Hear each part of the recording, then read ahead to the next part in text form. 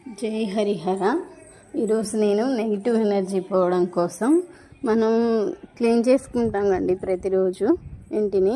అప్పుడు ఏం చేయాలంటే అందులో పసుపు వేసుకొని క్లీన్ చేసుకోవాలంట.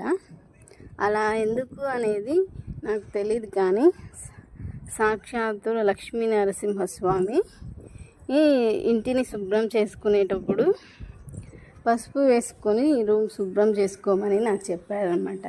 ఎలా అంటే అమ్మవార్లు అంటే మా తమ్ముడు లక్ష్మీ నరసింహస్వామి మాల వేసుకున్నారు. అప్పుడు స్వామివారి ఒంటి మీదకి వచ్చి వాక్కు చెప్తారు కదా, అలా చెప్పినప్పుడు నాకు ఈ విషయం చెప్పారనమాట.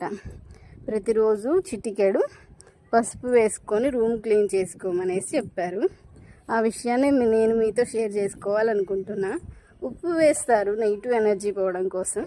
పసుపు చాలా ముఖ్యమైనది కదా, అది కూడా వేసుకోవాలని నాకు ఇప్పుడే